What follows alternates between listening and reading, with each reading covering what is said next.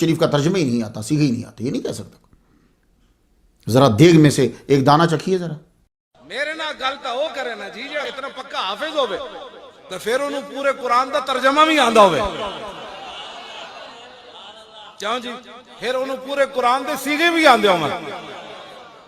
الحمد تو شروع آندہ ہے نا، الحمد حمد یحمد حمدا فهو حامد وحمد یحمد حمدا فذاک محمود لم یحمد لم یحمد لا یحمد لا یحمد لن یحمد لن یحمد لا یحمدن لا یحمدن لا یحمدن لا یحمدن الامر من یحمد لتحمد لیحمد لیحمد والنهی عن لا تحمد لا تحمد لا یحمد لا یحمد الظرف من محمد محمدان محامد ومحامد والآلة من محمد محمدان محامد ومحامد محمدة محمدتان محامد ومحامدة محماد محمادان محامد محامد ومحامدة افعل التفضیل المذکر من احمد واحمدان احمدون حامد وحامد والمؤنث من حمد حمدیان حمدیات حمد وحمیدہ وفعل التعجب من ما احمد واحمد بی وحمد یا حمدت۔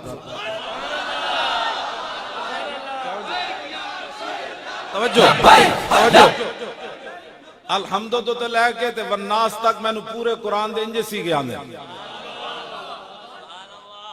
آخری کل اعوذ برب الناس ہے نا، قال یقول قولا فهو قائل وقیل یقال قولا فذاک مقول لم یقل لم یقل لا یقول لا یقال لن یقول لن یقال الامر من قل تقل یقل یقل والنهی عن لا تقل لا تقل لا یقل لا یقل الظرف منه مقال مقالان مقابل ومقیل والآلة منه مقول مقولان مقابل ومقیل مقولة مقولتان مقابل ومقیلة مقوال مقوالان مقابل مقیل ومقیلة افعل التفضیل المذکر منه اقول اقولان اقولون قابل وقیل والمؤنث منه قولا قولیان قولیات قول وقویلا وفعل التعجب منه ما اقوله واقبل به وقبل یا قبولت۔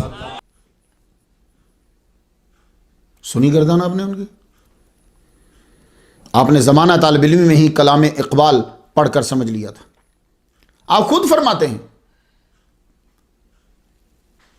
کہ میں نے 80s میں جب میں طالب علمی کے دور سے گزر رہا تھا، میرے پاس علامہ اقبال کی کلام کا مجموعہ تھا۔ آپ خود فرمایا کرتے تھے مجھے علامہ اقبال، مولانا روم اور اعلیٰ حضرت عظیم البرکت شام رضا خان بریلوی رحمۃ اللہ علیہ کی شاعری نے بہت زیادہ متاثر کیا۔ علم میں آپ کا مقام سمجھنے کے لیے بس یہی کافی ہے کہ تاج الشریعہ نے آپ کی تعریف کی ہے۔ جناب جب مفتیوں کا استاد تعریف کر دے تو پھر کتابوں کی اور ہمارے تبصروں کی ضرورت ہی نہیں رہتی۔ اعلیٰ حضرت عظیم البرکت شام رضا خان بریلوی رحمۃ اللہ علیہ کہ کلام کو یوں سمجھایا کہ ان کے خاندان سے قبولیت کا پیام آیا۔ مولانا روم کو یوں پڑھا کہ ترکی میں آپ کے لیے فاتح ہوئی۔ اور علامہ اقبال اپنی زندگی میں فرمایا کرتے تھے وہ یار جن کے لیے لکھا تھا وہ قوم غور نہیں کرتی، اور جن کے لیے نہیں لکھا وہ ترجمہ کروا کروا کے میرا کلام پڑھ رہے ہیں، مگر میں کہتا ہوں علامہ اقبال کے مزار پر اقبال ڈے پہ اور تقاریر میں جس طرح اقبالیات کو آپ نے پڑھا اور سمجھایا، علامہ اقبال کی روح یقیناً خوش ہوئی ہوگی۔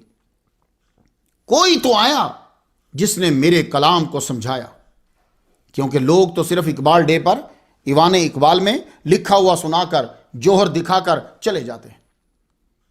علامہ خادم حسین رضوی رحمۃ اللہ علیہ نے دل سے پڑھ کر دلوں تک پہنچایا۔ 2019 مزار اقبال پہ آپ نے کہا اقبال تجھے دکھ تھا کہ مجھے کوئی ایسا مسلمان نہیں ملا جسے موت سے ڈر نہ لگتا ہو، میرا وعدہ ہے کہ ایک دن تیرا یہ گلہ دور کر دیں گے۔ بولو الہامی جملہ ہے کہ نہیں ہے؟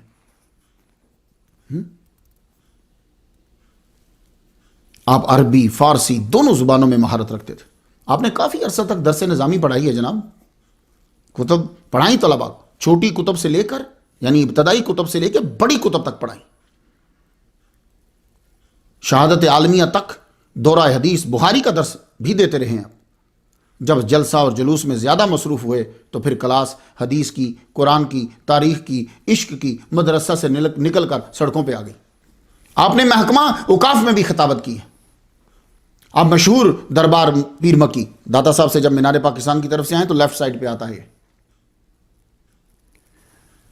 اس مسجد مکی جو ہے پیر مکی میں خطیب رہے ہیں آپ۔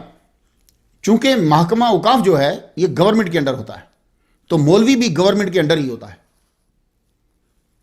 یہ ان خطباء کو زیادہ معلوم ہوگا کہ انڈر رہنے سے تقاریر پہ کیا اثر ہوتا ہے جو کسی جماعت یا ادارہ کے رکن ہوتے ہیں. وہ ہر ہفتے ہدایت لیتے ہیں، پیچھے سے ہدایت آتی ہے آپ نے یہ تقریر کرنی ہے، اس طرح تقریر کرنی ہے، تو یہ نہیں کرنی. اب اس سے کا کیا نقصان اور کیا فائدہ ہے آپ بہتر سمجھتے ہیں. مجھے یہ معلوم ہوا ہے کہ یہ چیز انسان کی صلاحیتوں کو زنگ آلودہ کر دیتی، وہ اس کا دماغ پھر ادھر ہی فٹ رہے گا. بس اس خطیب اور رکن کے جوہر مر جاتے ہیں. محکمہ اوقاف کو آپ کی تقاریر سے ڈر لگتا تھا. وہ اس باز کی پرواز کو علامہ اقبال کے شاہین کو باندھنا چاہتے تھے، اس کے پر کاٹنا چاہتے تھے. آپ نے استعفیٰ دے دیا. پھر آپ مسجد رحمت اللہ عالمین وہاں آپ نے خطابت شروع کر دی. آپ کا روزہ متصل ہے. 15,000 صرف تنخواہ ملتی تھی. سوچ رہے ہیں آپ لوگ 15,000 تنخواہ ملتی تھی. اور جو لوگ کہتے ہیں ہم پیسے نہیں لیتے، وہ ان کی ساری زندگی کی تنخواہوں کے برابر ایک مہینے میں لے لیتے ہیں. اور مکان کرائے کا تھا تا دم مرگ. آپ نے ان کو دیکھا ہوگا، وہ تقریر ویل چیئر پہ کرتے تھے. میں نے بھی پہلی مرتبہ ان کو ویل چیئر پہ ہی دیکھا ہے. لیکن یہ ویل چیئر پہ آئے کیسے؟ بچپن سے یہ بالکل ٹھیک تھے جی. آپ شروع سے کمزور نہ تھے. یہ 2009 میں ہوا کہ آپ ٹانگوں پہ کھڑے نہ ہو سکتے تھے. 2009 سے پہلے آپ کھڑے ہو کے خطاب کرتے تھے، چلتے تھے. دیکھیے ذرا کلپ.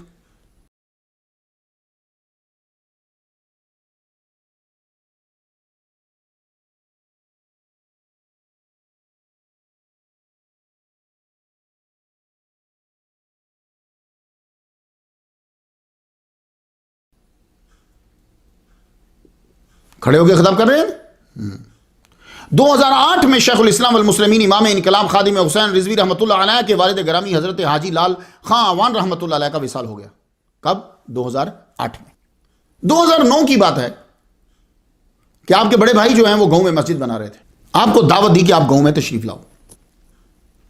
آپ گاؤں جا رہے تھے. فجر کی نماز کلر کا ہار ادا کیا آپ نے. بڑا مشہور پوائنٹ ہے یہ. اگر آپ لاہور سے اسلام آباد جاتے ہیں، بارہا گیا ہوں میں تو وہاں مزار پہ گیا ہوں زیارت کرنے کے لیے. کلر کہار فجر کی نماز ادا کی. آگے CNG کا پمپ آتا ہے، وہاں آپ نے وضو کیا. مگر تقدیر نے مزید رکنے نہیں دیا. آپ نے صرف وضو کیا، روانہ ہو گئے. تھوڑی دور گئے تو آگے موڑ آتا ہے. وہ موڑ لے کر آپ نے جانا تھا. موڑ لیا تو ڈرائیور شاید سو چکا ہوا تھا. گاڑی سیدھی نیچے اتر گئی. اب گاڑی جو ہے وہ سڑک تو ہے نہیں نا، ہچکولے کھا رہی ہے. گاڑی بھی کوئی اتنی نقصان نہیں ہوا، گاڑی کو بھی ڈیمیج نہیں ہوئی اتنی، اور نہ ہی ڈرائیور کو کچھ ہوا. لیکن آپ کے دماغ میں چوٹ آئی. اس چوٹ کی وجہ سے وہ سگنلز جو ہوتے ہیں نیچے کی، وہ سگنلز بند ہو گئے. آپ کا نیچے کا حصہ جو ہے وہ معذور ہو گیا. آپ نے غور کیا آخری دم تک کہ دماغ پہ چوٹ لگنے سے دماغ کا ٹانگوں سے تعلق ختم ہوا، مگر قرآن سے نہیں ہوا. وہ یاد تھا. احادیث سے نہ ہوا. احادیث آپ کو ہزاروں زبانی یاد تھی. تاریخ سے نہ ہوا. تاریخ صحابہ آپ کو ساری یاد تھی. اپنا اللہ اپنے بندے سے کچھ لیتا ہے امتحان کے لیے تو بہت کچھ دے دیتا. آپ کو پہلا سال جو ہے، آپ کے اوپر پہلا سال بہت مشکل گزرا. ڈاکٹر کی دوائیاں کام نہ کرتی تھی. آپ 1 سال تک ٹھیک سے سوئے نہیں. قرآن پڑھتے رہتے تھے، بس قرآن پڑھتے رہتے تھے. نیند نہیں آتی تھی. اس کے بعد آپ کی ولایت کا آسمان سے اعلان ہو گیا. یہ میرا بندہ اپنی ٹانگوں پہ نہیں، لوگوں کے کندھوں پہ، سروں پہ، دلوں پہ چلے گا. یہ بندہ، یہ اعلان ہو گیا. وہ 1 سال جو آپ نے قرآن کی تلاوت کی ہے نا، راتوں کو جاگ جاگ کے اللہ سے دعا کی، اعلان ہو گیا. آپ گاڑی سے اترتے تھے، لوگ ہاتھوں کو بچھاتے تھے جناب.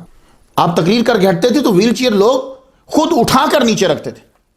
جس کی ویل چیئر کو اٹھانے والے علماء اولیاء کے ہاتھ ہوں، اسے ٹانگوں کی کیا ضرورت ہے پھر؟ شیخ الاسلام والمسلمین امام انقلاب علامہ خادم حسین رضوی رحمۃ اللہ معذور تھے، پھر بھی قوم کا سودا نہیں کیا اور عشق مصطفیٰ کو سودا نہیں بنایا. یہ دونوں چیزیں دیکھنا ہوتی ہیں. قوم کا سودا نہیں کیا اور عشق مصطفیٰ کو سودا بھی نہیں بنایا کہ دکان پہ سے جا کے اسے بیچا جائے. آپ کا مطالعہ بہت ہائی تھا. چونکہ آپ کو عربی اور فارسی بھی عبور تھا، ڈائریکٹ ماخذ سے پڑھتے. تاریخ اسلام جو مسلمانوں کے لیے وائٹامنز ہیں، آپ تبلیغ و تقریر میں بیان کرتے، فرمایا کرتے تھے سپہ سالار صحابہ، سارے کے سارے جو صحابہ میں سپہ سالار ہیں وہ میری آنکھوں کے تاج ہیں، لیکن سیف اللہ کی بات یعنی خالد بن ولید کی بات ہی جدا ہے۔